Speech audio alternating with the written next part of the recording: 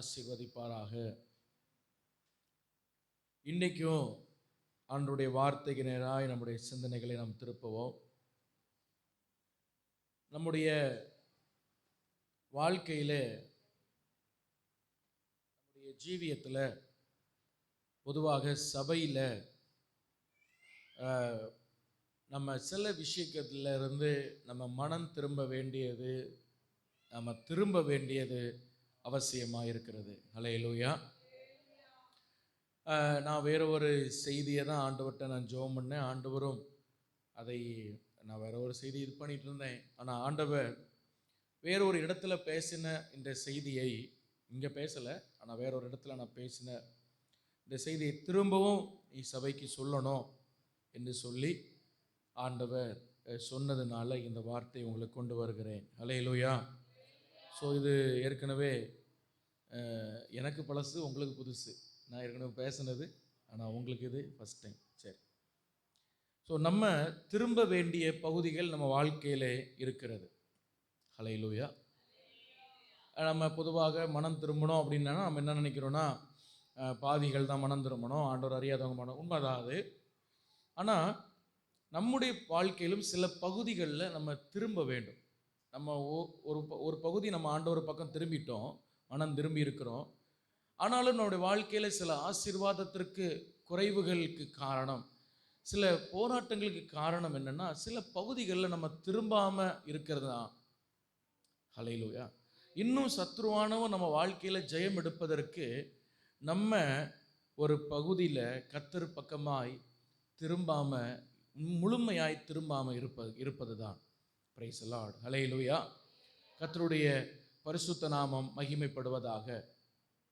அப்போ இங்கே நம்ம பார்க்கிற ஒரு காரியம் என்னன்னு சொன்னால், நம்ம ஒரு பகுதியில் நம்ம திரும்பிட்டோம் அப்படின்னா முழுமையாக நம்ம திரும்பணும், முழுமையாக கர்த்தருக்காக நம்ம வாழணும்.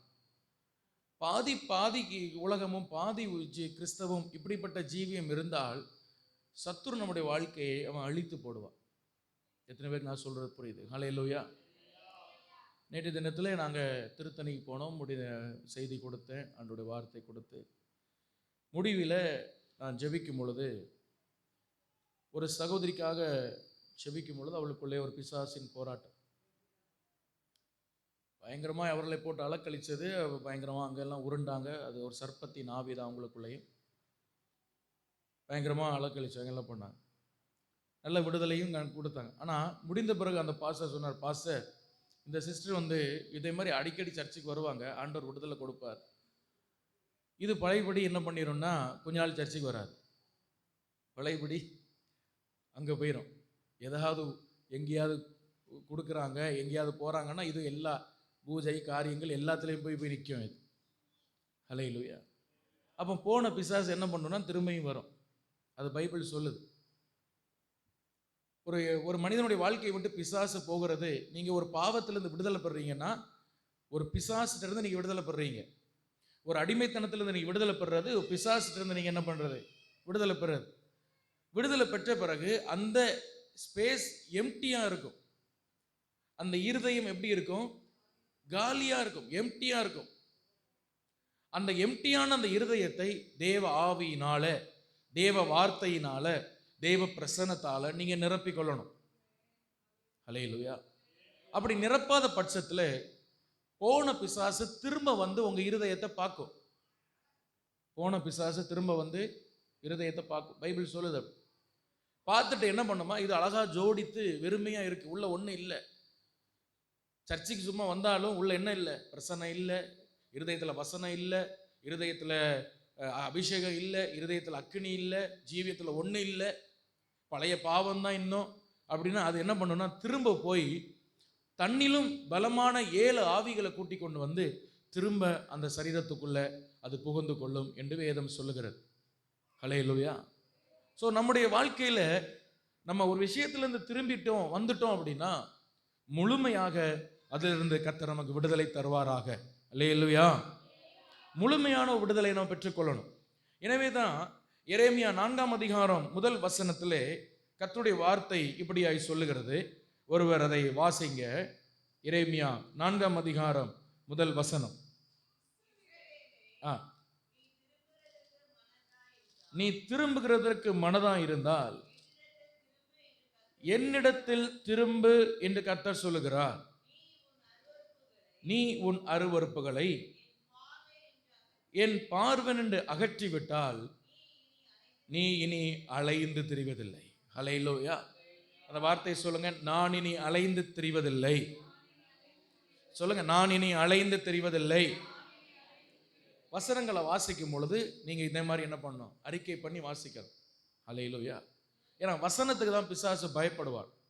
இயேசு இந்த உலகத்தில் வாழ்ந்த நாட்கள்ல பிசாசு அவரை சோதிக்க வரும் பொழுது கர்த்தர் வசனத்தை வைத்துதான் அவனை ஜெயித்தார். ஹல்லேலூயா. பிசாசே, உன்னை பத்தி எனக்கு தெரியாதா? நீ அப்படி இருந்த இப்படி இருந்தவன். ஆண்டவருக்கு பிசாசுடைய ஆதி முதல் அந்த வரைக்கும் எல்லாம் தெரியும். ஆனா ஆண்டவர் தேவையில்லாம பேசிட்டு இல்லை, அவர் வசனத்தை மட்டும் பேசினார், வார்த்தை மட்டும் பேசினார். பிசாசு ஓடி போனான். ஹல்லேலூயா. அருமையானவர்களே, நம்முடைய வாழ்க்கையில நம்ம பைபிள் படிக்கும்போது அப்படி படிக்கணும். இப்போ ஆண்டவர் இஸ்ரவேல் ஜனங்களை பார்த்து இந்த வார்த்தையை சொல்லுகிறார். யூத ஜனத்திற்கு எரேமியா தீர்க்கதரிசியா இருக்கும் பொழுது இஸ்ரவேலை பார்த்து ஆண்டவர் சொல்லுகிற வார்த்தை. ஹல்லேலூயா. நீ திரும்புகிறதற்கு மனதா இருந்தா என்னிடத்துல திரும்பு. உன் அருவருப்புகளை என் பார்வையிலிருந்து நீ அகற்றினா நீ இனி அலைந்து திரிவதில்லை என்று ஆண்டவர் சொன்னார். Praise the Lord. ஹல்லேலூயா. நான் ஏற்கனவே சொல்லியிருக்கிறேன், தாவீது ராஜாவுடைய காலத்துக்கு பின்பு, அதாவது சாலமோனுடைய காலத்துக்கு பின்பு இஸ்ரவேல் ராஜ்யம் இரண்டாக பிரிந்தது. ஹல்லேலூயா. இஸ்ரவேல் ராஜ்யம் ரெண்டாக பிரிந்தது. யூத ராஜ்யம், இஸ்ரவேல் ராஜ்யம் ரெண்டாக பிரிஞ்சிட்டு, அந்த யூத ராஜ்யத்தை சில ராஜாக்கள் ஆளுகை செஞ்சாங்க, இஸ்ரவேலை சில ராஜாக்கள் ஆளுகை பண்ணாங்க. அப்படி இருக்கிற நாட்கள்ல இஸ்ரவேல் தேசத்தை அசிரியர்கள் வந்து பிடிச்சிட்டு போயிட்டான். அசிரியர்கள் வந்து என்ன பண்ணிட்டான்? அது இந்த பேக்ரவுண்டு புரிந்தா அந்த வசனம் இன்னும் உங்களை ஆழமாய் புரியும். அசிரிய ராஜா வந்து இஸ்ரவேலை பிடிச்சிட்டு போனதும் இல்லாம அங்கங்க தேசத்தில் இருக்கிற மற்றவர்களை, புறஜாதிகளை கொண்டு இஸ்ரவேலில் கொண்டு தங்க வச்சுட்டான். இப்போ இஸ்ரவேல் முழுவதும் கலப்பு திருமணம், கலப்பு பழக்க வழக்கங்கள், விக்கிரக ஆராதனைகள் முழுவதுமாக அது கெட்டு போயிடுச்சு. இஸ்ரவேல் எப்படி ஆயிற்று? முழுவதுமாய் கெட்டு போயிடுச்சு. இப்போ ஆண்டவர் யூதாவிலே ஊழியம் செய்கிற எரேமியாவை பார்த்து இஸ்ரவேலுக்கு ஆண்டவர் சொல்கிற வார்த்தை என்னன்னா, இன்னும் ஒன்று முடிந்து போகல, நீ திரும்புறதுக்கு மனசு இருந்தா நீ என்னட்ட திரும்ப, நான் உன் வாழ்க்கையை மாற்றுவேன்னு சொல்றேன். ஹல்லேலூயா. இன்னைக்கு காலையில நீங்க ஆண்டவர் ஆராதிக்க வந்திருக்கீங்க.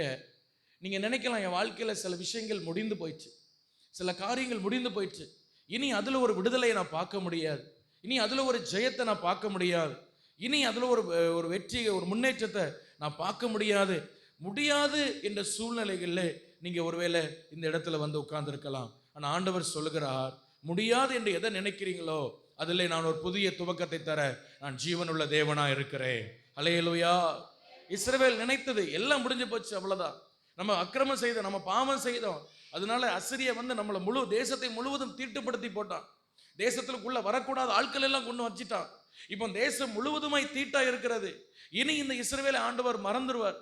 இனி இந்த இஸ்ரவேலுக்கு ஒரு ரட்சிப்பு இல்லை, இனி இந்த இஸ்ரவேலுக்கு ஒரு நம்பிக்கை இல்லை, இனி இந்த இஸ்ரவேலுக்கு ஒரு எழுச்சி இல்லை என்று நினைத்தார்கள். ஆனால் ஆண்டவர் சொன்னார், இஸ்ரவேலே இன்னும் முடிந்து போகல, நீ என்கிட்ட திரும்பினா மறுபடியும் நான் உன்னை கட்டுவேன். ஹல்லேலூயா. மறுபடியும் நான் உனக்கு புதிய ஒரு நம்பிக்கையை தருவேன்.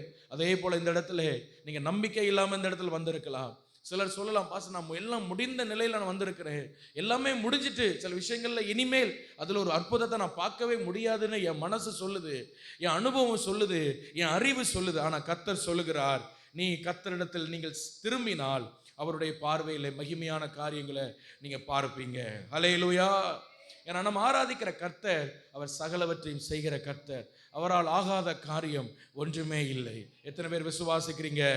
ஹல்லேலூயா. அவரால் ஆகாத காரியம் ஒன்றுமே இல்லை. Price the Lord. ஆமென். ஹல்லேலூயா. இஸ்ரவேல் ஜனங்களை ஆண்டவர் 400 வருஷம் அடிமைத்தனத்திலிருந்து வெளியே கொண்டு வந்தார். மோசே என்கிற பெரிய தலைவனை கொண்டு கர்த்தர் அவர்களை மகிமையாய் நடத்தினார். மேக ஸ்தம்பம், அக்கினி ஸ்தம்பம், காடை, மன்னா சொல்லவே வேண்டாம். அற்புதங்கள், அடையாளங்கள், கண்மலையிலிருந்து தண்ணி வருது. தினமும் காலையில் அவர்களுக்கு ஆகாரம் அதிசயமாய் கிடைச்சது. அவங்க விவசாயம் மண்ணில் தொழில் பண்ணலை, ஆனால் அவர்களுக்கு ஆகாரம் வீட்டுக்கு வாசலில் வந்து விழுந்தது. ஹல்லேலூயா. கர்த்தர் அற்புதமாய் அவர்களை நடத்தினார். ஒன்றுக்கும் அவங்களுக்கு குறைவில்லை. அவர்கள் ஒருவனும் பலவீனப்பட்டவங்க இல்லை. அவங்க வஸ்திரம் பழசா போகல, அவங்க பாதரட்சம் பிந்து கிழிந்து பழசாய் போகல, எல்லாம் அற்புதமாய் கிடைத்தது. ஆனால் இந்த ஜனங்களோ ஒரு கட்டத்தில் துணிகரமாய் விக்கிரக ஆராதனை செய்தார்கள். ஹல்லேலூயா. வேசித்தனத்தை துணிகரமாய் பண்ணாங்க, விபச்சாரத்தை துணிகரமாய் பண்ணாங்க. எந்த பாளையத்திலே கர்த்தர் உலாவுகிறாரோ, எந்த பாளையத்திலே கர்த்தருடைய மகிமை இறங்கி வந்ததோ, அதே பாளையத்திலே துணிகரமாய் வேசித்தனத்தை பண்ணினார்கள், விக்கிரக ஆராதனை பண்ணினார்கள், கண்குட்டியை செய்தார்கள். ஹல்லேலூயா. மோசே இறங்கி வந்து பார்க்கிறார். மோசேக்கு தலையில இடி விழுந்தது மாதிரி இருக்கிறது. இவ்வளவு அற்புதத்தை பெற்ற பிறகும், இவ்வளவு அதிசயத்தை நடந்த பிறகும் இந்த ஜனங்களுக்கு ஒரு உணர்வில்லையே. மோசே தலையில அவருக்கு இடி விழுந்தது மாதிரி வந்த கோபத்திலே அந்த கற்பலகை உடைத்து போட்டார். ஹல்லேலூயா. நான் நினைக்கிறேன் மோசே இறங்கி வரும்போது எவ்வளவு சந்தோஷமா வந்திருப்பார். ஹல்லேலூயா. என் ஜனத்துக்கு ஆண்டவர் வார்த்தை கொடுத்திருக்கிறார். அவங்களுக்கு அப்பதான் முதல் என்ன கிடைக்குது? பைபிள் கிடைக்குது. ஹல்லேலூயா. அவங்களுக்கு ஃபர்ஸ்ட் டைம் ஒரு பைபிள் கிடைக்குது. அவங்களுக்கு எவ்வளவு ஆசையா இருந்திருக்கும் மோசேக்கு. இனி என் ஜனத்தை நான் நல்லா கொண்டு வந்துடுவேன். இது வரைக்கும் வார்த்தை இல்லாதனால தான் இவங்க இப்படிலாம் வாழ்ந்தாங்க. இனிமேல் நல்லா வந்துடுவாங்க, இனி நான் சரியா வந்துடுவாங்க, நம்ம எல்லாம் கானானுக்குள்ள போயிடலான்னு கீழே இறங்கி வந்து பார்த்தா ஆண்டவர் மேலே வச்சே சொல்லிட்டாரு, இல்லை மோசே, உன் ஜனங்கள் தங்கள் வழியை கெடுத்து கொண்டாங்க. மோசேக்கு இருதயம் உடைந்து கீழே வருகிறார். தலையில இடி விழுந்த மாதிரி இருக்கு இவங்க பண்ற கூத்துக்களை பார்த்து. கற்பலகை உடைத்து போட்டார். ஹல்லேலூயா. மன விரக்தியில அவர் நினைச்சா எல்லாம் முடிஞ்சு போச்சு, எல்லாம் முடிஞ்சு போச்சு. கர்த்தரே சொன்னார், இனி நான் உன் முன்னாடி வரமாட்டேன் மோசே, இனி நான் உங்க முன்னாடி நான் வரமாட்டேன், எல்லாம் முடிஞ்சு போச்சு, அவ்வளவுதான். மோசே தலையிலும் நெஞ்சிலும் அடித்துக்கொண்டு அழுகிறார், ஆண்டவரே உம்முடைய சமூகம் என் முன்னாடி போகாட்டா எங்களை எங்க அனுப்பாதிராப்பா, நாங்க இங்க இருந்து போக மாட்டோம் ஆண்டவரே என்று அழுதார். என்ன நடந்தது தெரியுமா? ஆண்டவர் ஒரு ஃபுல் ஸ்டாப் என்ன நினைத்த அந்த இடத்துல ஆண்டவர் மறுபடியும் கமா போட்டு ஆரம்பிச்சார். அதான் நம்ம ஆண்டவர். ஹல்லேலூயா. மோசேட்ட சொன்னார், மோசே நீ அழாத, முந்தின கற்பலையை செய்தது போலவே திரும்ப கற்பலகையை நீ இழைத்து கொண்டு நீ என் சமூகத்துக்கு வா. ஹல்லேலூயா. திரும்ப நான் எழுதித்தாரேன். ஆண்டவருக்கு அன்பை பார்த்தீங்களா? நம்ம நான் என்ன சொல்லுவோம், உடைச்சார்ல நீயே உட்காந்து எழுதுன்னு சொல்லுவோம். ஆனால் ஆண்டவர் பாருங்க, நீ அதே மாதிரி உன்னை கட் பண்ணி கொண்டு வா, நான் திரும்ப எழுதி தாரேன். எவ்வளோ நல்ல தேவன். ஹல்லேலூயா. எல்லாம் முடிஞ்சிட்டு அப்படின்னு சொல்லி நீங்கள் இந்த இடத்துல வந்திருக்கலாம். கர்த்தர் சொல்லுகிறார், மோசேயுடைய வாழ்விலே ஒரு புது ஆரம்பத்தை கொடுத்தவர் நான் ஜீவனுள்ள தேவனா இருக்கிறேன். ஹல்லேலூயா. அது மட்டும் இல்லை, ஆண்டவர் மோசேக்கு ஒரு பெரிய வாக்குத்தத்தம் கொடுக்கிறார். என்ன தெரியுமா? உபாகமம் 34ஆம் அதிகாரம் 10ஆம் வசனம் எடுத்து வாசித்து பாருங்க. உபாகமம் 34ஆம் அதிகாரம் 10ஆம் வசனம். ஒருவர் தயவாய் வாசிங்க. கர்த்தருடைய நாமம் மகிமைப்படட்டும்.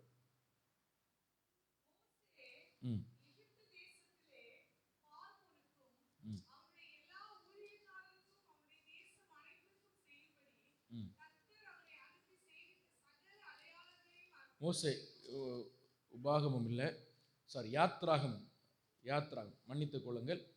யாத்ராகமம் 34:10. யாத்ராகமம் 34:10. அதற்கு கர்த்தர், நான் ஒரு உடன்படிக்கை பண்ணுகிறேன், பூமி எங்கும் எந்த ஜாதிகளிடத்திலும் செய்யப்படாத அதிசயங்களை உன் ஜனங்கள் எல்லாருக்கும் முன்பாகவும் செய்வேன். உன்னோட கூட இருக்கிற ஜனங்கள் உன்னோட கூட இருந்து நான் செய்யும் காரியம் பயங்கரமா இருக்கும். ஹல்லேலூயா. ஹல்லேலூயா. மோசே எல்லாமே முடிஞ்சிட்டு அப்படின்னு நினைக்கிறார். நான் இங்க ஒரு கேள்வி கேட்கிறேன். செங்கடல் ஆண்டவர் பிறந்தது பயங்கரமான காரியமா? பயங்கரமான காரியம். இது அக்னி ஸ்தம்பம் மேக ஸ்தம்பம் அவர்களுக்கு முன்னாடி நடந்து போனது பயங்கரமான காரியமா? பயங்கரமான காரியம். ஹல்லேலூயா. எங்க பாளையம் இறங்கணும்னு மேகம் நிற்கும், அவங்க எழும்பணும்னு திரும்ப பிரயாணம் பண்ணுவாங்க. கண்மலை பிளந்த தண்ணீர் வந்தது பயங்கரமான காரியமா? பயங்கரமான காரியம். வானத்துல இருந்து மண்ணா விழுந்தது பயங்கரமான காரியமா? பயங்கரமான காரியம். ஆனா ஆண்டவர் சொல்றா, அதெல்லாம் பயங்கரம் இல்லை மோசே, இனிதான் உனக்கு இருக்கு. ஹல்லேலூயா. இதுவரை நீ பார்த்ததெல்லாம் சின்ன சின்ன விஷயம்தான், இனிதான் பயங்கரமானதை நீ பார்க்க போற. ஹல்லேலூயா. அவர் நினைச்சா எல்லாம் முடிஞ்சிட்டு இனி அவ்வளோதான், ஆண்டவர் நம்மளை கோவப்பட்டாரு, இனி கர்த்தர் நம்மோடு வரமாட்டாரு அப்படின்னு நினைச்சு தேவ சமூகத்தில் அழுதார். மோசேயினுடைய அழுகை கர்த்தர் கேட்டு அவர் கொடுக்கிறார், உன்கிட்ட ஒரு உடன்படிக்கை பண்றேன்ப்பா. ஹல்லேலூயா. ஆண்டவருடைய அன்பை பார்த்தீங்களா? அவர் உடன்படிக்கையில் உண்மை உள்ள தேவன். ஹல்லேலூயா. உன்கிட்ட ஒரு உடன்படிக்கை நான் பண்றேன். பூமி எங்கும் எங்கும் செய்யப்படாத அதிசயங்களை உன் ஜனங்களிடத்தில் நான் செய்வேன். உன்னோடு இருக்கிற ஜனங்கள் கர்த்தருக்கு செய்கையை பார்ப்பாங்க. உன்னோடு இருக்கிற ஜனங்கள் கர்த்தருடைய செய்கையை பார்ப்பது மட்டுமல்ல, உன்னோடு கூட இருந்து நான் செய்யும் காரியம் பயங்கரமா இருக்க போகிறது. அதுக்கு அடுத்த அதிகாரத்தில் இருந்து தான் ஆசரிப்பு கூடாரம் என்கிற ஒரு பெரிய திட்டமே ஆரம்பிக்கிறது. நீங்கள் பார்த்தீர்கள் என்று சொன்னால் அந்த ஆசரிப்பு கூடாரத்திலே ஆமென் ஒவ்வொரு நூல் முதல் கொண்டு இயேசுவை அது வெளிப்படுத்துகிறது.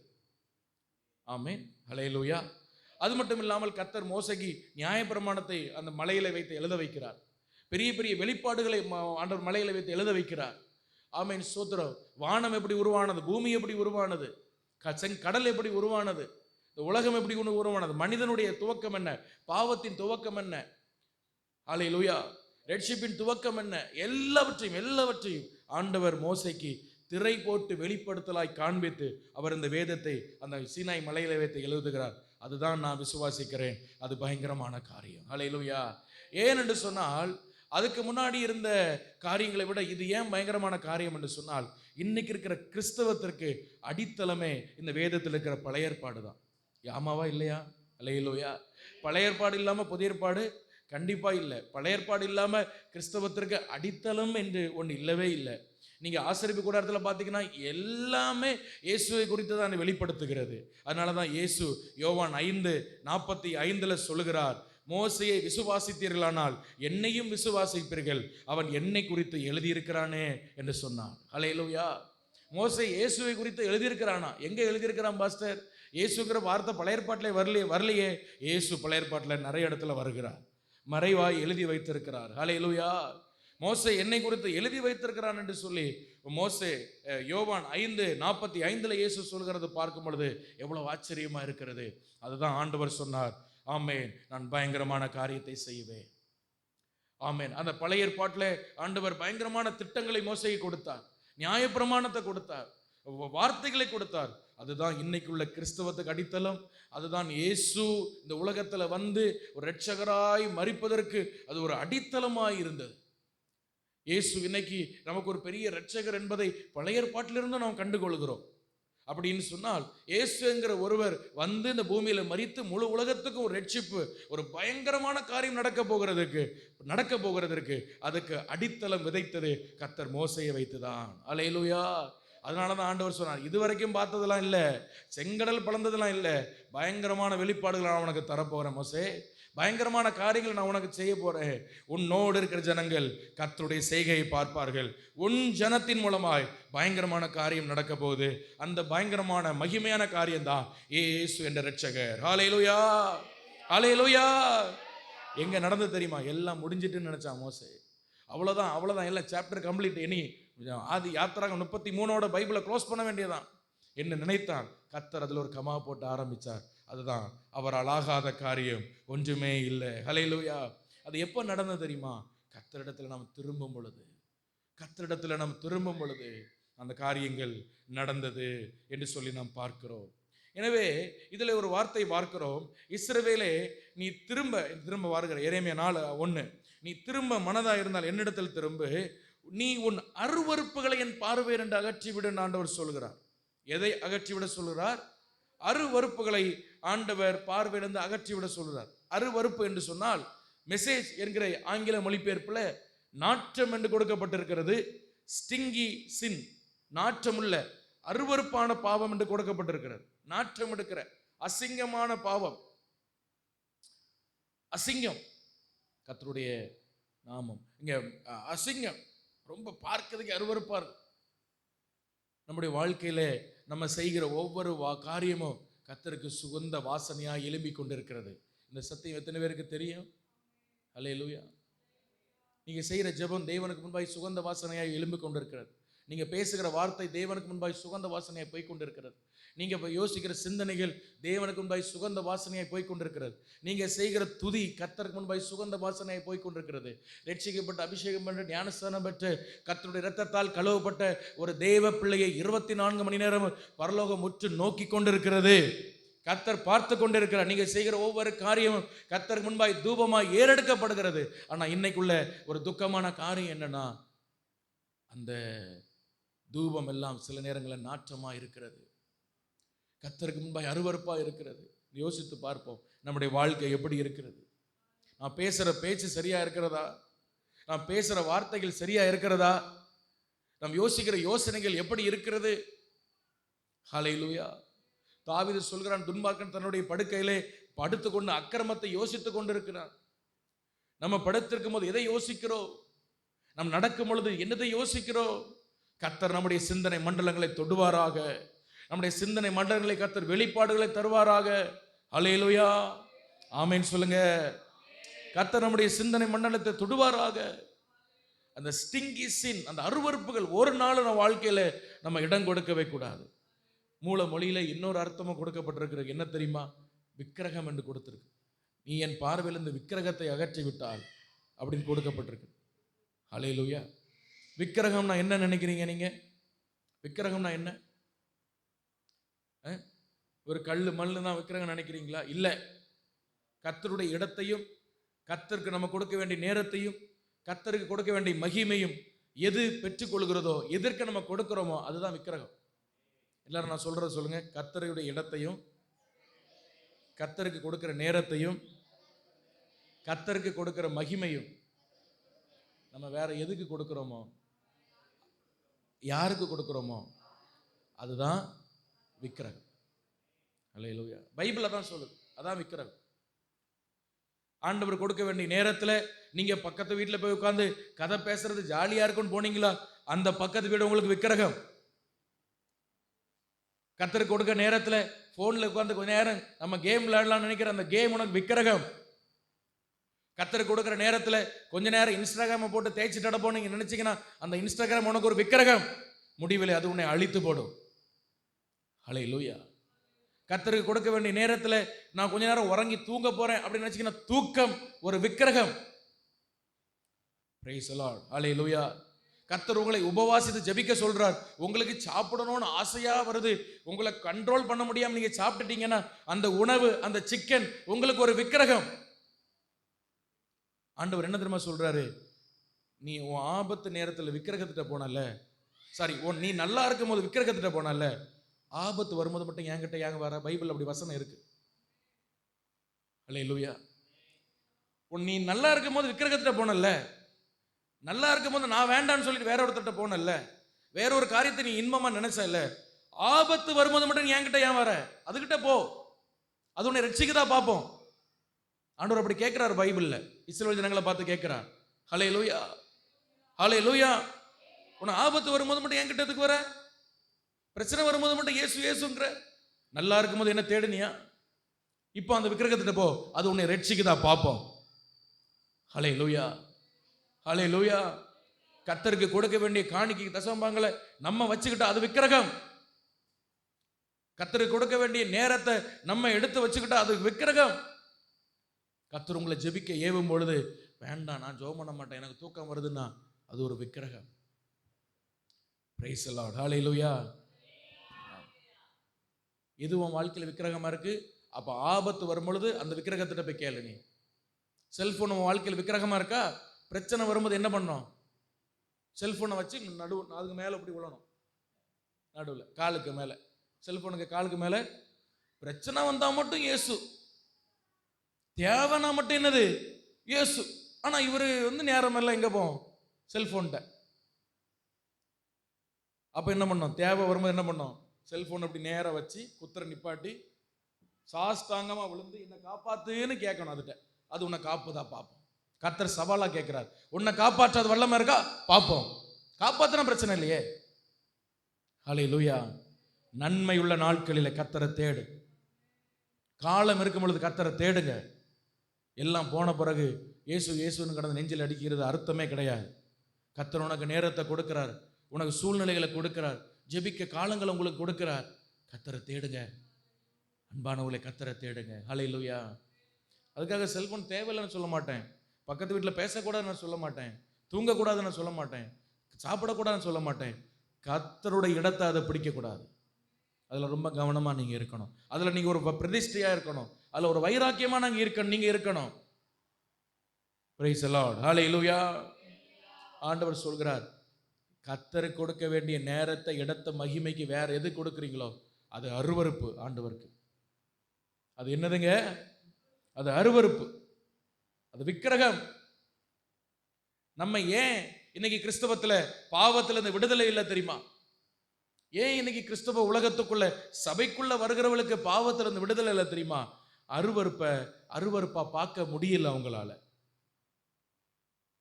ஒரு விஷயம் அருவருப்பா இருக்கு, ஆனா அவங்க பார்வையில அது அருவருப்பா தெரியல. நான் சொல்றது புரியுதா? ஒரு விஷயம் எப்படி இருக்குங்க? அருவருப்பா இருக்கு. நீங்க ரோட்ல நடந்து போறீங்க, ஒரு நாய் அசிங்கம் பண்ணி வச்சிருக்கு, நீங்க என்ன பண்ணுவீங்க? பக்கத்துலயும் சொல்லுவீங்க, ஏய் அப்பா பார்த்து வாப்பா, அதுல ஒண்ணு அசிங்கம் இருக்கு, அது அருவருப்பு, பார்த்து வா, மிதிச்சிடாத. ஏன்னா நம்ம பார்வைக்கு அது என்னது? அருவருப்பு. அது தெரியும் நமக்கு அருவருப்பு. இன்னைக்கு பாவமும் அப்படிதான் இருக்கு, ஆனா நம்முடைய பார்வைக்கு அது அருவருப்பா தெரியல. நம்முடைய பார்வைக்கு அது எப்படி தெரியல? கவனிக்கிறீங்களா? அது எப்படி தெரியலங்க? அருவருப்பா தெரியல. அதனாலதான் நம்ம அதை கையில் எடுத்து வச்சிருக்கிறோம். யாராவது அசிங்கத்தை எடுத்து கையில வைப்பாங்களா? நீங்க யோசிச்சு கற்பனை பண்ணி பார்க்க முடியுதா எவ்வளவு அருவருப்பா இருக்கிறது? ஹல்லேலூயா. அதை எடுத்து வச்சு சிக்கில போட்டு அப்படிதான் நம்ம சொல்லுவோம். Praise the Lord. ஹல்லேலூயா. ஏன் அருவருப்புகளை எடுக்கிறோம் தெரியுமா? கையில நம்ம இன்னும் ஆவியில குழந்தைகளா இருக்கிறோம். அதனால தான் ஒரு குழந்தைக்கு அருவருப்பு எது, அசிங்கம் எதுன்னு தெரியாது. நம்ம தான் அதை பார்த்து இது பண்றோம்.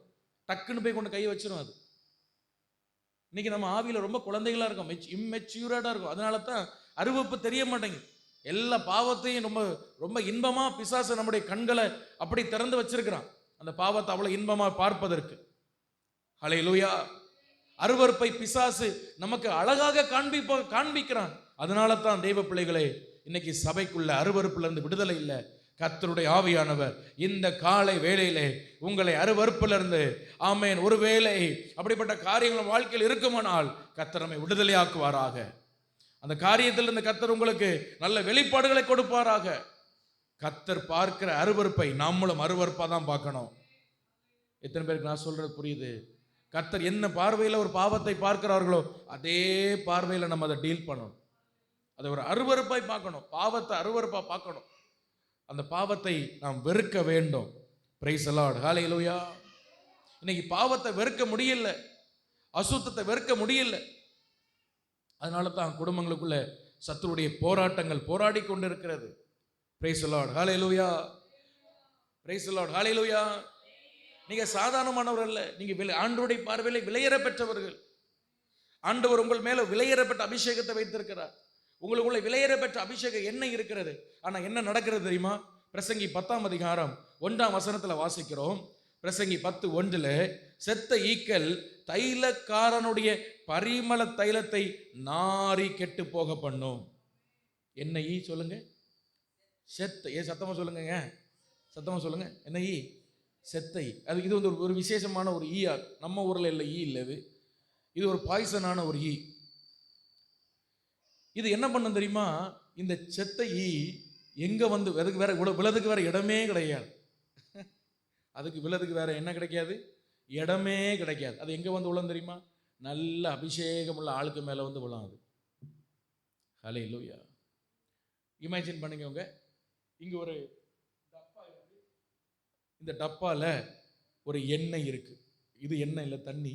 என்ன இருக்கு? எண்ணெய். என்ன இருக்கு? எண்ணெய் இருக்கு. என்ன இருக்கு? என்ன இருக்குன்னா என்ன இருக்கு? எண்ணெய் தான் இருக்கு. சரி, இப்போ எண்ணெய் இருக்குது.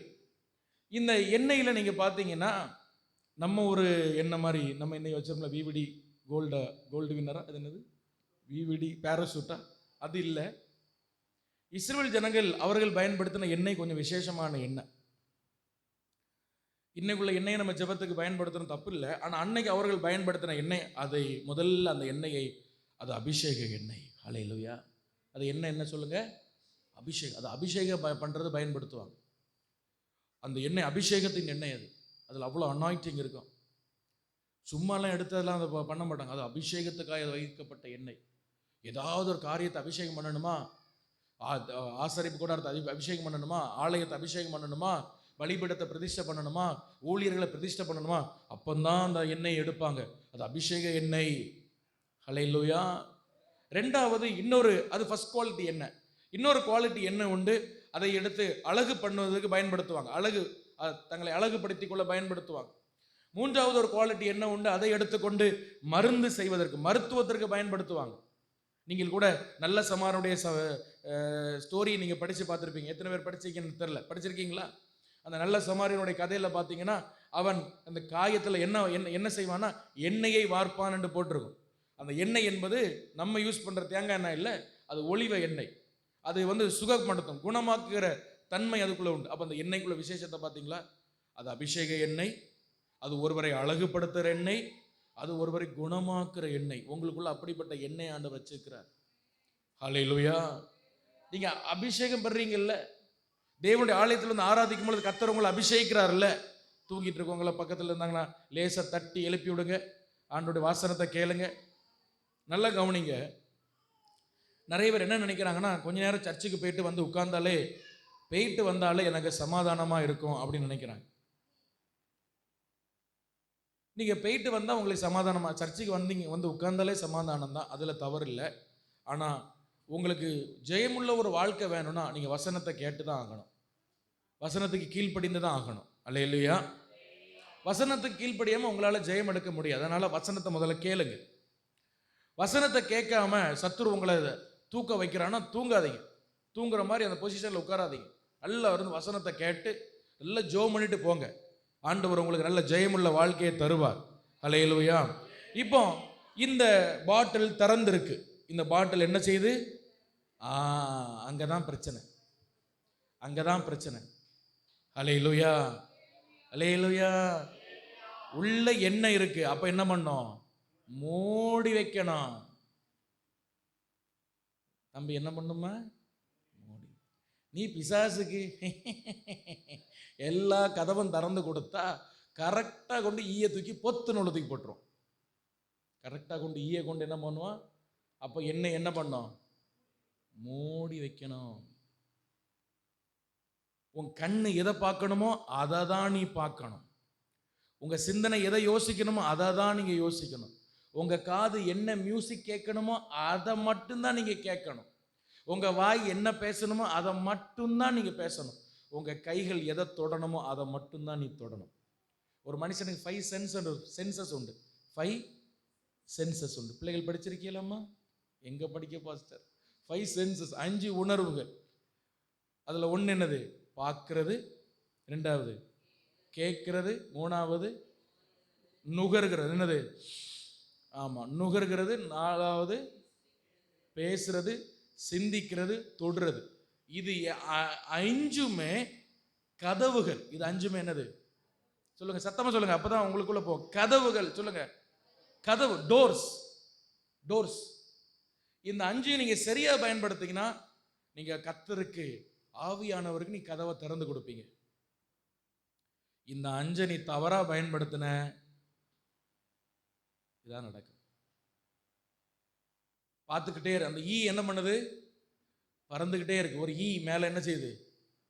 மூடி இருக்கிற எண்ணெய்க்கு மேல என்ன பறக்குதுங்க?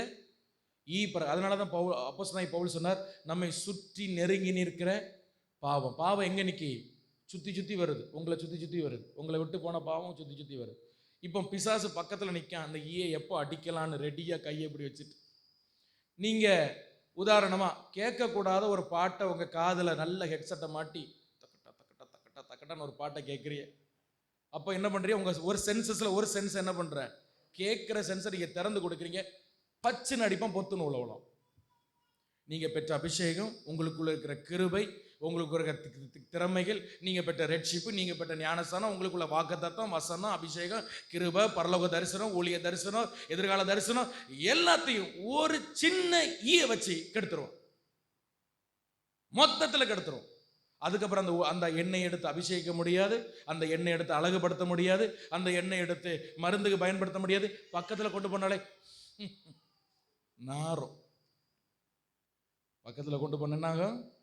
இன்னைக்கு நிறைய பேருடைய ஜீவியத்தில் கிருபை இருக்கு, அபிஷேகம் இருக்கு, திறமை இருக்கு, நல்லா பாடுற, துதிக்கிற, ஜெபிக்கிற, கர்த்தருக்காய் பயன்படுகிற, தரிசனம் உள்ள, வாக்குத்தத்தம் உள்ள எல்லா கிருபையும் இருக்கு. ஆனா பிரச்சனை என்னன்னா, மூட வேண்டியதை மூடாம திறந்து வைக்கிறதுனால ஈய கொண்டு பிசாசு செத்த ஈய கொண்டு போட்டான். அது உயிரை உள்ள போட்டா கூட எலும்பி பறந்துரும்னு பயந்தானு தெரியல. ஹல்லேலூயா. உங்க வாழ்க்கையில் உள்ள செத்த ஈ எதுவோ அதை எடுத்து தூர போடுங்க இன்னைக்கு. ஹல்லேலூயா. கர்த்தருடைய ஆவியானவர் அதை எடுத்து தூர போடுவாராக. நீங்க விலையேற பெற்றவங்க. உங்களுக்கு ஒன்று தெரியுமா? அபிஷேகம் பண்ணப்பட்டவங்க எல்லாருமே நீங்க எண்ணெயை சுமந்து கொண்டு போறீங்க. எதை சுமந்து கொண்டு போறீங்க? எண்ணெய், ஆயில சுமந்து கொண்டு போறீங்க. உங்களுக்குள்ள ஆயில் இருக்கு, எண்ணெய் இருக்கு. அதை கெடுத்து போடும்படியாய், அந்த தரிசனத்தை கெடுத்து போடும்படியாய். Price the Lord. ஹல்லேலூயா. பல கிருபை உண்டு, பல திறமை உண்டு, பல தேவ திட்டங்கள் உண்டு. கர்த்தர் உங்களை பயன்படுத்தும்படியான நிறைய காரியம் உள்ள கிடக்கு, உள்ள நல்ல டேலண்ட் இருக்கு. ஆனா செத்த ஈக்கு இடம் கொடுத்துட்டோம். கவனிக்கிறீங்களா? செத்த ஈக்கு என்ன பண்ணிட்டோம்? இடம் கொடுத்துட்டோம். கவனிங்க. சின்ன குழந்தை பார்த்தது இல்லையா? அது ஒரு புதுசாக பார்க்குறியா? இங்கே கவனி. சரி. நிறைய பேர் அப்படி தான் சர்ச்சில் வந்தால் தான் அது குழந்தையெல்லாம் அப்படி புதுசாக பார்ப்பாங்க. நம்ம இது வரைக்கும் குழந்தையே பார்க்காத மாதிரி. அது குழந்தை தான். அது என்ன செய்யும்? அது ஊரை தான் செய்யும். அது அமைதி, அது சத்தம் போட தான் செய்யும். அது நீங்கள் கவனிங்க. பார்த்தீங்களா? நீங்கள் அதனால என்ன பண்ணோம்? நீங்கள் வசனத்துக்கு நீங்கள் அது பசிக்குன்னு நினைக்கணும். சரி, பசிச்சா தான் சத்தம் போடுவோம். கர்த்தருடைய நாமம் மையப்படட்டும். தாவீதுக்குள்ள பயங்கரமான, இப்போ இந்த ஈ விழுகிறதுக்கான காரணம் என்ன? நல்ல கிருபை இருக்கு, நல்ல அபிஷேகம் இருக்கு, நல்ல திறமை இருக்கு, நல்ல டேலண்ட் இருக்கு. உனக்குள்ள கர்த்தர் பயங்கரமான திட்டங்களை வச்சிருக்கிறார். நீ எதிர்காலத்தில் நிறைய விஷயம் செய்ய போற ஆண்டவருக்காக. ஆனா அதெல்லாம் பிசாசு நீ கெடுத்து போடுறாங்க. ஏன் அந்த செத்த ஈ விழுறதுக்கு காரணம் என்ன? இந்த மூடியை திறந்து வைக்க காரணம் என்ன? நம்ம அதுக்கு அந்த சென்சஸ், கேட்கிற, நுகர்கிற, பார்க்கிற, தொடுகிற சென்சஸை நம்ம திறந்து வைக்க காரணம் என்ன? காரணம் என்ன தெரியுமா? ஆவிக்குரிய ஞானம் இல்லாததுனால. ஹல்லேலூயா. தாவீது அப்படின்னு ஒரு ஆள் இருந்தார் பைபிள்ல. நல்ல கிருபையுள்ள மனுஷன் தான். ஆனா ஒரு நாள் உப்பரிகையில இருந்து உலாத்திட்டு இருக்கிறார். உப்பரிகையில் என்ன பண்றாரு? உலாத்திட்டு. உப்பரிகை என்ன தெரியுதா உங்களுக்கு? டெரஸ், வானம், உங்க அண்டர்ஸ்டாண்டிங் பண்ணி சொன்னா டெரஸ்ல உலாத்திட்டு இருக்கிறார். அப்போ அந்த பக்கம் எட்டி பார்க்கிறார். அவருடைய மகளுடைய வயதுக்கு ஒத்த ஒரு ஸ்திரீ. யாருடைய வயதுக்கு ஒத்த ஸ்திரீ சொல்லுங்க? தாவீதுடைய வயதுக்கு மகள் பத்சேபால் மகா வருவா, மகஸ்தானம். ஏன்னா தாவீதுடைய ஆலோசனைக்காரன் அகித்தோப்பேல்னு ஒருத்தன் இருந்தான். அகித்தோப்பேலுக்கும் தாவீதுக்கும் ரொம்ப பெரிய வித்தியாசம், ஒரு 20-30 வயசு தான் வித்தியாசம். அகித்தோப்பேலுடைய பேத்தி தான் பத்சேபால். அப்ப அகித்தோப்பேலுக்கு பேத்தினா தாவீதுக்கு மகா வரணும். அது மகள மாதிரி பார்க்க வேண்டிய ஒரு ஆளை, குழந்தை மாதிரி பார்க்க வேண்டிய ஒரு ஆளை இந்த அறிவு கட்டவன் வீட்டுக்கு கூட்டிட்டு அவளை மனைவி ஆக்கிட்டான். கிருபை இருக்கு, பாட திறமை இருக்கு, அபிஷேகம் இருக்கு, பாடுனா பேய் ஓடும், தொட்டா நோய் சுகமாகும், எல்லாம் இருக்கு. ஆனா என்ன இல்லைன்னா அறிவு இல்லை. ஹல்லேலூயா. இருதயம் ஆண்டவரை பயங்கரமா நேசிக்குது. தாவீதுக்கு இருதயம் ஆண்டவரை, கர்த்தாவே காலையிலே உம்மை தேடுகிறேன், காலையில வறண்டது நிலத்துமா உம்முடைய நிலம், என்னுடைய இருதயம் உம்மை தேடுகிறேன். எல்லாம் சரிதான். ஆனா மண்டையில் என்ன இல்லை? இந்த மாங்காவுடைய கொட்டையை பார்த்துருக்கீங்களா? இப்படி குட்டியாக தான் இருக்கும், அந்த மாதிரி தான் இருக்கு போல. அறிவில்லை. தாவீது சில ஃபூலிஷான மிஸ்டேக் பண்ணியிருக்காரு லைஃப்ல. தாவீது நல்ல மனுஷன் தான், எனக்கு ரொம்ப பிடிச்ச மனுஷன் தான் அவரை. ஆனா அவருடைய இன்னொரு பக்கம் பயங்கரமானது. ஆண்டவர் அதையும் எழுதி வச்சிருக்காரு. நிறைய ஃபூலிஷ் டிசிஷன் எடுத்துறாரு, முட்டாள்தனமான முடிவுகள் எடுத்திருக்கிறார் வாழ்க்கையில். அவருடைய இருதயம் ஆண்டவரை நேசிச்சது, நல்ல பாடணும், துதிக்கணும், ஆண்டவர் மேல நல்ல அன்பு, எல்லாம் ஒண்ணுதான். ஆனா அறிவில்லாத வாழ்க்கை. ஹல்லேலூயா. ஒரு பரிசுத்தவான் சொன்னார், எனக்கு ஆண்டவர் 3 பெண் பிள்ளைகளை கொடுத்திருக்கிறார். தாவீது என் வீட்டுக்கு வந்தாருன்னா கொஞ்சம் யோசிச்சு தான் உள்ள விடுவேன்.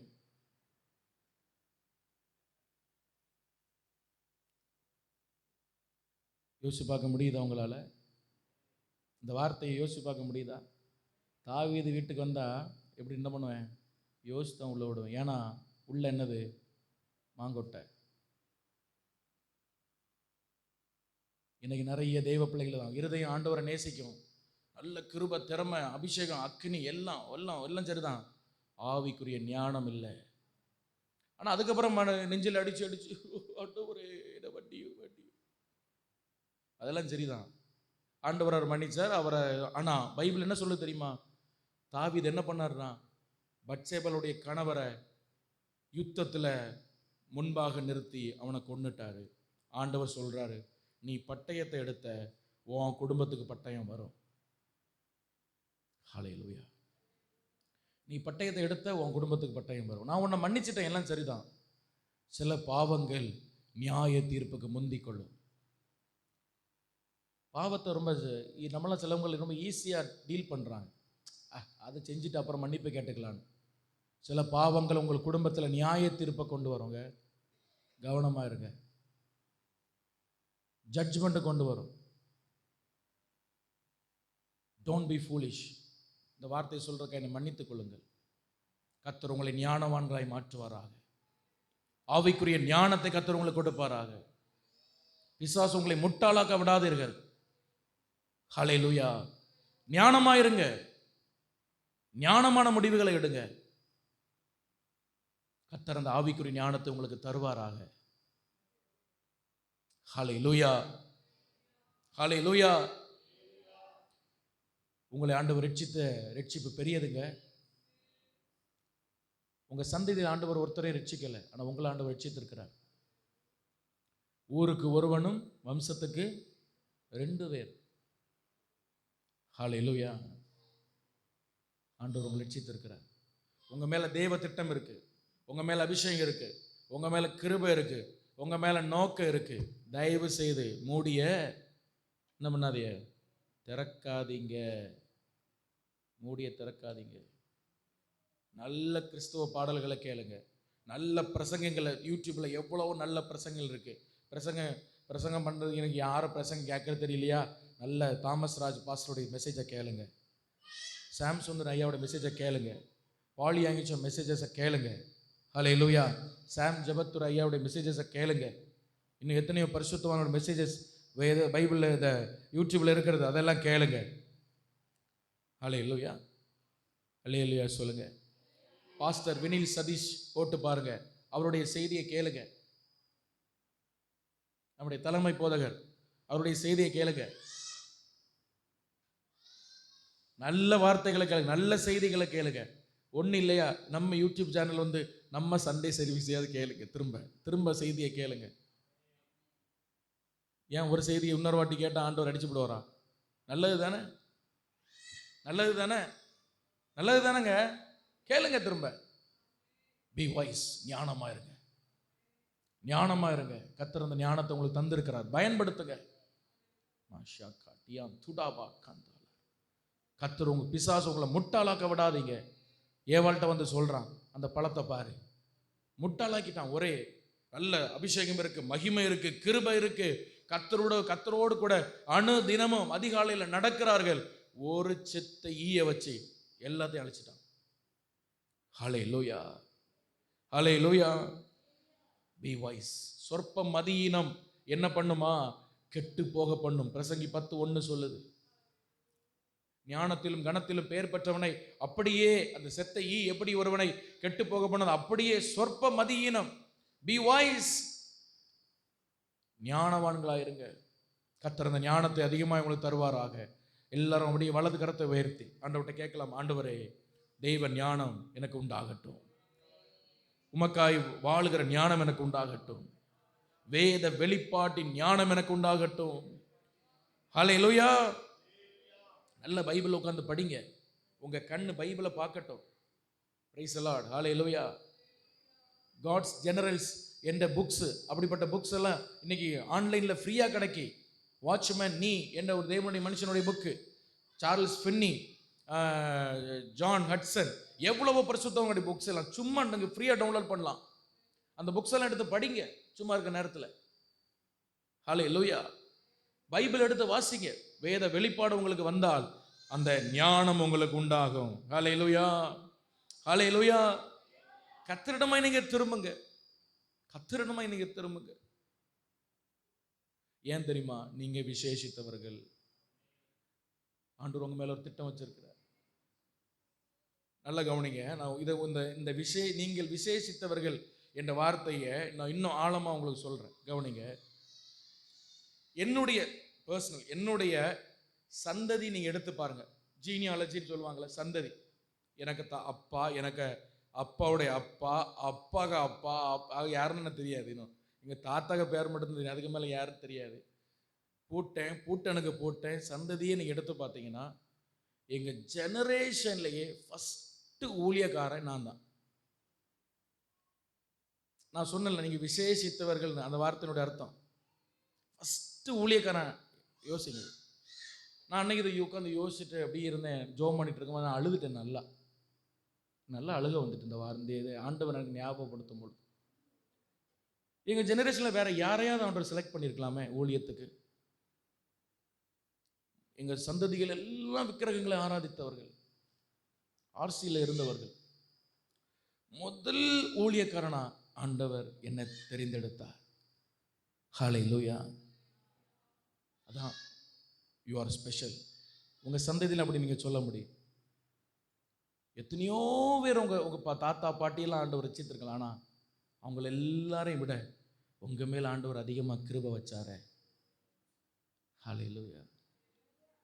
இப்போ என்ன விஷயம்னா, இது வரைக்கும் சத்தியம் என்னன்னா, இது வரைக்கும் என் சந்ததி சாபத்தை சுமந்துட்டு வந்திருக்கு. இது வரைக்கும் என் சந்ததி என்ன சுமந்துட்டு வந்திருக்கு? சாபத்தை சுமந்துட்டு வந்திருக்கு. என் சந்ததியில் அப்படி நிறைய சாபங்கள் உண்டு. இப்போ நான் வந்துட்டேன். எனக்கு ஒரு வைராக்கியம், என்ன கடந்து இந்த சாபம் போகக்கூடாது. ஹல்லேலூயா. உங்களுக்கு சொல்றது புரியுதா? என்ன பாஸ் பண்ணி இந்த சாபம் என்ன பண்ணக்கூடாது? போகக்கூடாது. அதுக்காக நான் ஆண்டவருடைய கிருபையினால் என்ன ஆண்டவர் ஜெபம் பண்ண வச்சு, உபவாசிக்க வச்சு, நிறைய சாபங்கள்ல இருந்து கர்த்தர் எங்கள் குடும்பத்தை விடுதலை ஆக்கியிருக்கார். பூரணமா விடுதலை ஆக்கியிருக்கார் என்று நான் தாழ்மையா விசுவாசிக்கிறேன். ஹல்லேலூயா. ஏன்னா இனி அடுத்த சந்ததி ஊழிய சந்ததியாய், ஆசாரிய சந்ததியாய், அபிஷேக சந்ததியா தான் இனி இருக்கணுமே தவிர, அந்த சாபத்தை அதை சுமந்துனா நான் இங்க ரட்சிக்கப்பட்டு ஊழியக்காரனா இருக்கிறதுக்கு அர்த்தமே கிடையாது. ஆமாவா இல்லையா? உங்க சந்ததியில் இருக்கிற சாபங்கள் உங்க பிள்ளைகளுக்கு பாஸ் ஆச்சுன்னா நீங்க ரட்சிக்கப்பட்டது நான் சொல்ல விரும்பல. பாஸ் ஆக விடக்கூடாது. ஹல்லேலூயா. உங்க சந்ததிகள் இனி தேவ பிள்ளைகளாக, ஆசாரியர்களாக, தேவ சந்ததியாக எழும்ப வேண்டும். நான் நேற்று திருத்தணியில ஊழியத்தை செய்து கொண்டிருக்கும் பொழுது கடைசியில் ஒருத்தர் நல்லா உட்காந்து மெசேஜ் கேட்டார். பரவாயில்ல, நல்லா கேட்கிறாரு. முடிச்சுட்டு இந்த செய்தி முடிச்சுட்டு கடைசி ஜபத்துல தலையில கை வச்சாதான் உண்டு அப்படின்னு கை இப்படி போகுது. உடனே பாஸ்டர் ஓடி வந்தார். பாஸ்டர், இது உங்களுக்கு தெரியும் அப்படின்ட்டு அவரும் கொஞ்சம் கண்ட்ரோல் பண்ணார். பயங்கரமான வலு சர்ப்பம். ஆளு ஒரு 7 அடி இருப்பார். நான் இப்படிதான் கை வச்சேன் அவர் மேல். சர்ச்சு சின்ன சர்ச்சு, ஆனா கடந்து உருளார். அங்க உருளார், இங்க இந்த அம்மிக்கல் உருண்ட மாதிரி கடந்து உருண்டிட்டு நடக்க. ஹல்லேலூயா. முடித்த பிறகு அதுல அதிசயம் என்னன்னா, கை எடுத்தோன்னா நின்றுவார். கை எடுத்தோன்னா அப்படி அந்த ஆட்டம் கொஞ்சம் நிற்கும். இந்த பக்கம் வந்து வேற யாருக்காவது ஜோம் பண்ணுவோம் பாருங்க, ஆண்டவர் அவங்கள அபிஷேகம் பண்ணா இவருக்கு ஆடும். உங்களுக்கு நான் சொல்றது புரியுதா? இந்த சபையில யாருக்கெல்லாம் ஜோம் பண்ணி அவங்களுக்கு ஒரு விடுதலை உண்டானா இங்க இவர் ஆடுவார். இவருக்கு மேல கையெல்லாம் யாரும் வைக்க மாட்டா. பாஸ்டர் சும்மா அந்த காலை மட்டும் அப்படி பிடிச்சு வச்சிருந்தா, அவ்வளவுதான். அது ரொம்ப உருண்டு போறாருன்னு. சபையில யாருக்கெல்லாம் ஜோம் பண்ணி விடுதலை ஆகுதோ, டெலிவரன்ஸ் ஆக இங்க ஆட்டம் கூடும். பயங்கரமா ஆடுறாரு. அப்போ எனக்கு இது கொஞ்சம் வித்தியாசமா இருந்தா நான் பாஸ்டர் பிடிச்சோன்னு கேட்டேன். அவர் சொன்னார், பாஸ்டர், இந்த ஊரை கெட்டி வச்சிருக்கிற வலு சர்ப்பம் அவருக்குள்ளதான் இருக்கு. எப்படி வந்ததுன்னா சந்ததியா வந்ததாக. உங்க சந்ததி குறிச்சு கவனம் பாருங்க. இவருக்கு மூதாதையர்ல இருந்து இவருக்கு பாட்டிக்குள்ள வந்து, இவருக்கு பாட்டிக்குள்ள இருந்து இப்ப பேரனுக்குள்ள அந்த வந்திருக்கு அந்த ஆவி. சந்ததி சந்ததியா அந்த ஆவி டிரான்ஸ்பர் ஆயிட்டே இருக்கு. அந்த ஊரை கட்டி வச்சனால யாருக்கெல்லாம் விடுதலை ஆகுதோ உடனே அது ரியாக்ட் பண்ணுது. Praise the Lord. ஹல்லேலூயா. அதான் நான் சொன்னேன், சந்ததி சந்ததியாய் சில சாபங்கள், ஆவிகள். நீங்க விசேஷித்தவர்கள், உங்கள் மேல் எண்ணெய் இருக்கிறது. கர்த்தர் உங்களை ஏதோ ஒரு நோக்கத்தோடு தெரிந்து வைத்திருக்கிறார், அபிஷேகம் பண்ணி வைத்திருக்கிறார். உங்க சந்ததியில் அந்த சாபம் போகக்கூடாது. ஹல்லேலூயா. வலக்கரத்தை உயர்த்தி ஆண்டவர்கிட்ட சொல்லுங்க, ஆண்டவரே, என் சந்ததியில் மேல் உம்முடைய ஆவியையும் என் சந்தானத்தின் மேல் உம்முடைய ஆசீர்வாதத்தையும் ஊற்றும். என் சந்ததிகள் மேல் உம்முடைய பரிசுத்த இரத்தத்தை விசுவாசத்தோடு நான் தெளிக்கிறேன். இந்த சபையில் ஆராதிக்கிற அடுத்த ஜெனரேஷன் ஒன்றும் சாபத்தை சுமக்க கூடாது, ஒன்றும் அசுத்தாவிகளை சுமக்க கூடாது. நாங்கள் விபிஎஸ் மினிஸ்ட்ரி பண்ணும் பொழுது அதிகமாக இந்த பிள்ளைகளை விடுதலைக்குள்ள நடத்துவோம். சில பேர் சொல்லுவாங்க, என்ன சின்ன பிள்ளைகள் தானே, நீங்கள் சும்மா பாட்டு பாடி கதை சொல்லி பிள்ளைகளை டான்ஸ் ஆட வச்சு விட்டுருங்க. நான் அப்படி விட மாட்டேன். ஏன்னா எனக்கு தெரியும் எத்தனை பிள்ளைகள் சந்ததி சாபங்களை சுமந்து வருகிறார்கள், எத்தனை பிள்ளைகள் டிப்ரெஷனில் வர்றாங்க, எத்தனை பிள்ளைகள் சில அசுத்த ஆவிகளை சுமந்து கொண்டு வர்றாங்க, எத்தனை வாலிபர்களுக்குள்ளே அவங்க தாத்தாக்குள்ளே இருந்து அப்பாக்குள்ளே இருந்து அந்த குடி பழக்கம், மதுபான பழக்கம், அசுத்த ஆவிகள் டிரான்ஸ்ஃபர் ஆகிருக்குன்னு எங்களுக்கு தெரியும். அதனால தான் ஒரு நாளை விசேஷம் அபிஷேக நாள் என்று வைத்து அந்த பிள்ளைகளை விடுதலைக்குள்ளே நடத்துவோம். ஏன்னா சந்ததியை பிசாசு தாக்க பார்க்கிறான். செத்த ஈக்கள் நம்முடைய எண்ணெயில விழக்கூடாது. உங்க சந்ததிகள் ஆசீர்வாதமாக இருக்கட்டும். ஹல்லேலூயா, ஹல்லேலூயா. கர்த்தரிடத்திலே நீ திரும்பினால் நான் உன்னை திரும்ப என்ன பண்ணுவேன், நான் நிறுத்துவேன். இப்போ கர்த்தரிடத்தில் திரும்பும் பொழுது 2 முக்கியமான ஆசீர்வாதங்களை ஆண்டவர் அங்கு வாக்கு பண்ணுகிறார். வாசிக்கலாமா? எரேமியா 4ஆம் அதிகாரம் 1 வசனத்தில் கடைசி பகுதியில் நீங்கள் பார்த்தீங்கன்னா, நீ இனி அலைந்து திரிவதில்லை என்று போடப்பட்டிருக்கிறது. ஹல்லேலூயா சொல்லுங்க, ஹல்லேலூயா. நீ இனி என்ன பண்ணுவதில்லை, அலைந்து திரிவதில்லை. அப்படி என்று சொன்னால் அதை நான் யோசித்துக்கும் பொழுது, அதை ஆராய்ச்சி பண்ணும் பொழுது உண்மையான அர்த்தம் என்ன தெரியுமா? ஒரு மனுஷனை ஆண்டவர் ஒரு கோட்டை மாதிரி ஒரு செக்யூரான ஒரு ப்ரொடெக்ஷனுக்குள்ளே வச்சு ஒரு சமாதானமாக வாழ வைக்கிறார்ல, அதுதான் அலைச்சல் இல்லாத வாழ்க்கை. நான் உங்களுக்கு சொல்ல புரியுதா? அலைச்சல்லாம் சும்மா அங்கேயும் நம்ம போயிட்டு வர்றது அது இல்லை. அது நம்ம டெய்லியும் போகிறதா, நம்ம ட்ராவல் பண்ணி தான் ஆகணும், நம்ம போய் தான் ஆகணும், வந்தாகணும், அது ஓகே. ஆனால் ஒரு மனுஷனை ஒரு பாதுகாப்புக்குள்ளே ஆண்டவர் வச்சு ஒரு சமாதானமான ஒரு வாழ்க்கைக்குள்ளே அவனை வைக்கிறார் பாருங்க, அதுதான் அலைச்சல் இல்லாத வாழ்க்கை. அதை நான் உனக்கு தருவேன் ஆண்டவர் சொல்கிறார். ஒரு பாதுகாக்கப்பட்ட சமாதானமான வாழ்க்கை நான் உனக்கு தருவேன். எப்போனா, என்னிடத்தில் முழுமையாய் நீ திரும்பினார், முழு இருதயத்தோடு, முழு பலத்தோடு, முழு ஆவியோடு நீங்க திரும்பிங்கன்னா உனக்கு அலைச்சல் இல்லாத வாழ்க்கையை நான் தருவேன் ஆண்டவர் வாக்கு பண்றேன். ஹல்லேலூயா. யோபுக்கு அந்த வாழ்க்கை இருந்தது. வேதம் சொல்லி கர்த்தர் யோபுவை சுற்றிலும் ஒரு ப்ரொடெக்ஷன், 2வது அவன் பிள்ளைகளை சுற்றிலும் செகண்ட் ப்ரொடெக்ஷன், 3வது அவன் வீட்டை சுற்றிலும் 3வது ப்ரொடெக்ஷன், அவனுக்குடைய சொத்துக்கள் எல்லாவற்றை சுற்றிலும் 4வது ப்ரொடெக்ஷன். 4 வேலி ஒரு மனுஷனுக்கு. யோபுவை தொடணும்னா 3 வேலியை தாண்டி வந்து 4 வேலியை தாண்டினாதான் பிசாசால தொட முடியும். கர்த்தர் ஒரு வேலியை எடுக்கும் பொழுது அவன் மிருகங்களை எல்லாம் அழித்து போடுறான், இன்னொரு வேலியை எடுக்கும் பொழுது வீட்டுக்குள்ள வந்து பிள்ளைகளை எல்லாம் அவன் அழித்து போடுகிறான். ஹல்லேலூயா. கடைசி யோபு மேல இருக்கிற வேலி எடுக்கும் பொழுது அவன் மேல வியாதியை கொடுக்கிறான். ஒரு மனுஷனுக்கு இருக்கிற பெரிய ஆசீர்வாதம் அப்படின்னா நீங்க என்ன நினைக்கிறீங்க? நம்ம என்ன நினைக்கிறோம்? ஹல்லேலூயா. பிரைஸ் எல்லாம். அன்னைக்கு ஒரு நகைச்சுவையா ஒன்று சொல்லுவாங்க. ஒருத்தன் கேட்டானா, கடவுள் அவன்கிட்ட கேட்டார், உனக்கு என்ன வேணும்? அவன் சொன்னானா, இந்த மாதிரி தான், எனக்கு ஒரு பெட்டி நிறைய பணமும் நிம்மதியான தூக்கமும் வேணும்னு கேட்டானா. என்ன கேட்டானா? ஒரு பெரிய பெட்டி நிறைய பணமும் நிம்மதியான ஏசியில் படுத்து தூங்குற மாதிரி ஒரு தூக்கம் எனக்கு வேணும். ஆண்டவர் அவனுக்கு ஏடிஎம் மிஷின் பாதுகாக்கிற செக்யூரிட்டி வேலையை கொடுத்தார். பெட்டி நிறைய பணம், உள்ள படுத்து உறங்கிக்க, ஏசியில் நிம்மதியாக படுத்து என்ன பண்ணிக்க, உறங்கிக்க. நம்ம ஆசீர்வாதம் என்ன நினைக்கணும்? அதான் பெட்டி நிறைய பணம் இருந்தா. ஆனால் உண்மையான ஆசீர்வாதம் என்ன தெரியுமா? கர்த்தர் நமக்கு வைக்கிற பாதுகாப்பு தான் மெய்யான ஆசீர்வாதம். உங்களுக்கு பாதுகாப்பு இல்லாமல் ஆண்டவர் உங்களை எவ்வளோ ஆசீர்வதிச்சாலும் அந்த ஆசீர்வாதம் நிற்காது, அது அப்படி உடஞ்சி ஓடிடும். அதனால தான் தாவீது சொல்கிறார், நீ நீதிமானை ஆசீர்வதித்து அதுக்கப்புறம் சொல்றார், காருண்யம் என்னும் கேடகத்தால் அவனை சூழ்ந்து கொள்கிறே. ஹல்லேலூயா. அப்போ ஆண்டவர் கொடுக்கிறார் பாருங்க. இன்னைக்கு இருக்கிற நம்முடைய தேசத்தின் பிரதம மந்திரிக்கு இருக்கிற பாதுகாப்பை விட அதிகமான ஒரு சேனை உங்களை சுற்றிலும், எந்த சத்துரு உங்க ஆவியை ஆத்மா சரீரத்தை பாதிக்காதபடி ஒரு பெரிய பாதுகாப்பு உங்களுக்கு கொடுக்கிறார் பாருங்க. இதுதான் ஒரு மனுஷனுக்கு இருக்கிற பெரிய ஆசீர்வாதம். ஒரு சமாதானமான வாழ்க்கையை உங்களுக்கு தருகிறார் பாருங்க.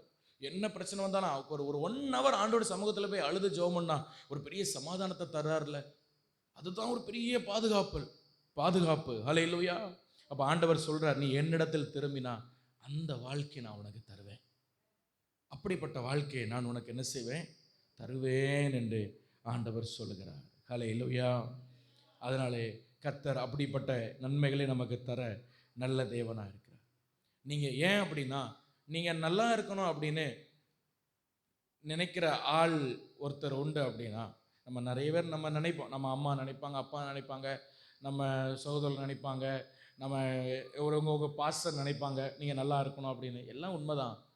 ஆனால் நம்ம ஆசீர்வாதமாக இருக்கணும்னு ரொம்ப அதிகமாக விரும்புகிற ஒரு நபர் உண்டானால் அது நீங்களும் நானும் ஆராதிக்கிற இரட்சகராகிய இயேசு கிறிஸ்து. ஹல்லேலூயா, ஹல்லேலூயா. அப்போ முதல் ஆசீர்வாதம் நான் சொன்னேன், நீங்கள் அலைந்து தெரிவதில்லை என்று சொன்னேன். 2வது ஆசீர்வாதம் என்ன தெரியுமா? கர்த்தரிடத்தில் திரும்பும் பொழுது, எரேமியா 4 அதில் நம்ம அதே வசனத்தில் அடுத்த வசனத்தை பாருங்க. 2ஆம் வசனத்தில், நீ உண்மையோடும் நியாயத்தோடும் சேர்ந்து வாசிக்கலாம், நீதியோடும் கர்த்தருடைய ஜீவனை கொண்டு ஆணையிடுவாய், புறஜாதிகளும் அவருக்குள் ஆசீர்வதிக்கப்பட்டு அவருக்குள் மேன்மை பாராட்டுவார்கள். 2வது ஆசீர்வாதம் என்னன்னா, உங்களை ஒரு ஆசீர்வாதமாக மற்றவர்களுக்கு மாற்றுவார். அதுதான் செகண்ட் பிளெஸிங். நாம் கர்த்தரிடத்தில் திரும்பும் பொழுது அவர் என்ன பண்ணுவார்னா, உங்களை மற்றவர்களுக்கு ஆசீர்வாதமாய் மாற்றுவார். ஹல்லேலூயா, ஹல்லேலூயா. உங்களை அடுத்தவங்களுக்கு பிளெஸிங்காக மாற்றுவார். நல்லா கவனிங்க. நான் என்னுடைய வாழ்க்கையில் நான் ரட்சிக்கப்படும் பொழுது, ரட்சிக்கப்பட்ட புதுசில் என்னை ரொம்ப பாதித்த ஒருத்தருடைய வாழ்க்கையை பார்த்து, இந்த மாதிரி நம்ம ஊழியம் செய்யணும் அப்படின்னு நான் விரும்பின ஒரு மனுஷர் நான் அடிக்கடி சொல்வது போல அப்போஸ்தலர் ராஜேந்திரன் ஐயா. ஹல்லேலூயா. ஏன்னா அது வரைக்கும் நிறைய ஊழியக்காரங்க நான் பார்த்துருக்கிறேன். அவங்க பிரசங்கம் பண்ணுவாங்க, இது பண்ணுவாங்க, எல்லாம் பண்ணுவாங்க. ஆனால் பெரிய அளவில் அவங்க லைஃப் என்னை பாதிக்கலை. ஆனால் ஒரு மனுஷனுடைய லைஃப் என்ன பாதிச்சு அப்படின்னா, இந்த மனுஷன் முதல் அதுக்கப்புறம் ஆண்டவர் நிறைய பேரை கொண்டு வந்தார். ஒரு இடத்துல அவரை குறித்து சாட்சி சொல்லுவாங்க. ஒரு வீட்டில் ஒரு வாலிப பிள்ளைக்கு பிசாசு போராட்டம். ஒரு வாலிப பிள்ளைக்கு என்னது? பிசாசு போராட்டம். அந்த பிசாசை விரட்டுறதுக்கு ஊழியக்காரங்க போனால் அந்த வாலிப பிள்ளை ட்ரெஸ் எல்லாம் எடுத்து கீழே போட்டுருவாங்க. அந்த பிசாசு அப்படி பண்ணும். உடனே அந்த ஊழியக்காரங்க, ஐயோ இது நம்ம எப்படி என்ன பண்ணுறது, இந்த மாதிரி இடத்துல வந்துட்டோன்னா நம்ம சாட்சி கட்டுறோன்னு சொல்லி ஓடி வந்துடுவாங்க. யாரும் அந்த பிசாசை துரத்த முடியல. போன உடனே அந்த பிள்ளை இப்படி ஒரு காரியம் பண்ணிடும். அவ்வளோ தந்திரமான பிசாசு அது. ஹல்லேலூயா. ஒரு நாள் இவருக்கு காதுக்கு அந்த நியூஸ் வந்தது. இவர் போனார். அந்த வீட்டுக்கு போய் அந்த பிள்ளையை பார்த்து, பிள்ளை கட்ட போனால் அது அதே போல் அந்த ட்ரெஸ்ஸை உருவ போச்சு. இவர் சொன்னாராம், ஏய் ட்ரெஸ்ஸில் கையெடு. இயேசுவின் நாமத்தில் அந்த பிள்ளை விட்டு வெளியே வா அப்படின்னா பொத்துன்னு விழுந்துச்சு. பூரணமான விடுதலை. ஹல்லேலூயா. இப்படி நிறைய சாட்சிகள், அவருடைய மரணத்தில் இந்த மாதிரிப்பட்ட சாட்சிகள் நிறைய சொன்னாங்க. இதெல்லாம் நான் உட்காந்து கேட்டுக்கிட்டே இருந்தேன். அதெல்லாம் என் வாழ்க்கையில் அதிகமாக என்னை பாதிச்சது. இப்படியெல்லாம் ஒருத்தங்க ஊழியம் பண்ண முடியுமா? நான் அப்போ தான் நான் முதல்ல பார்க்குறேன். இன்றைக்கும் ஆண்டவர் நிறைய பேர் எனக்கு இன்ஸ்பிரேஷனை வச்சிருக்கிறார். ஆனால் அன்னைக்கு அந்த ஆரம்ப நாட்களில் எனக்கு அது பெரிய ஒரு இன்ஸ்பிரேஷனாக இருந்தது. அவருடைய லைஃப் எனக்கு அதுதாங்க, மற்றவர்களுக்கு ஒரு உதாரணமான ஒரு வாழ்க்கை வாழ்கிற ஒரு வாழ்வு. ஹல்லேலூயா, ஹல்லேலூயா சொல்லுங்க, ஹல்லேலூயா. இந்த சபையில் நான் ஒரு கேள்வி கேட்க விரும்புகிறேன். நான் ரொம்ப நாளாக கேட்கணும் ஒரு ஆசை. என்ன பார்த்து எத்தனை பேர் இன்ஸ்பயர்னா புரியுதா? ஐயா மாதிரி நம்ம ஜெபம் பண்ணணும் அப்படின்னு எத்தனை பேருக்கு, நான் கண்ணை திறக்கட்டா, எத்தனை பேருக்கு ஆசை வந்திருக்கு? உண்மையாக இது உண்மை. என்ன ஐயா அம்மா நான் ஜெபம் பண்ணணும் அப்படின்னு இன்ஸ்பயர் ஆகிருக்கீங்களா? இன்ஸ்பயர் ஆகலை. சொல்லுங்கள். என்னுடைய லைஃப்பை பார்த்து இந்த மாதிரி ஒரு லைஃப் நம்ம இருக்கணும், நம்மளை இப்படி ஆண்டவருக்காக வாழணும் அப்படின்னு உங்களுக்குள்ள ஒரு ஆசை வந்துடுதுன்னா அதுதான் பிரயோஜனமான ஒரு வாழ்க்கை. ஹல்லேலூயா, ஹல்லேலூயா சொல்லுங்கள். அதுதான் எனக்கு தெரியும், நிறைய பேருக்கு அப்படி வந்திருக்கு. என்னுடைய மனைவியே சில நேரம் சொல்லுவாள், எனக்கு ஃபுல் காஸ்பல் நான் வளர்ந்தேன்ப்பா, ஆனால் நிறைய விஷயம் கல்யாணத்துக்கு அப்புறம் தான் நீங்கள் எனக்கு சொல்லித்தரீங்க, நிறைய விஷயம் எனக்கு தெரியாது. ஃபுல் காஸ்பல் நான் வளர்ந்தேன், உண்மைதான், ஒரு பாஸ்டருக்கு பிள்ளைய நான் வளர்ந்தேன், ஆனால் நிறைய விஷயங்கள் உங்களை பார்த்து தான் நான் கற்றுக்கொண்டேன்னு சொல்லுவாள், அடிக்கடி சொல்லுவாள். ஹல்லேலூயா. ஜெபிக்கணும், எப்படி ஜெபிக்கணும் உங்களை பார்த்தா நான் கற்றுக்கிட்டேன்னு சொல்லுவாள். அது காரணம் என்ன தெரியுமா? அதான் ஒரு பிரயோஜனமுள்ள வாழ்க்கை, அதுதான் ஒரு ஆசீர்வாதமான ஒரு வாழ்க்கை. ஆமேன்னு சொல்லுங்க. ஹல்லேலூயா. கர்த்தர் சொல்லுகிறார், அப்படி உன்னை நான் வாழ வைப்பேன். அதுதான் 2வது பிளெஸிங். அடுத்தவங்களுக்கு ஒரு ஆசீர்வாதமாகும், அடுத்தவங்களுக்கு ஒரு எடுத்துக்காட்டாக, அடுத்தவர்களுக்கு ஒரு கிறிஸ்துவ ராஜ்யத்துக்கு, பரலோக ராஜ்யத்திற்கு ஒரு பயன்படுதலாக நாம் பயன்படுவதே ஒரு ஆசீர்வாதமான வாழ்க்கை. ஹல்லேலூயா. சீக்கிரமா இந்த உலக முடிவுக்கு வரப்போகிறது.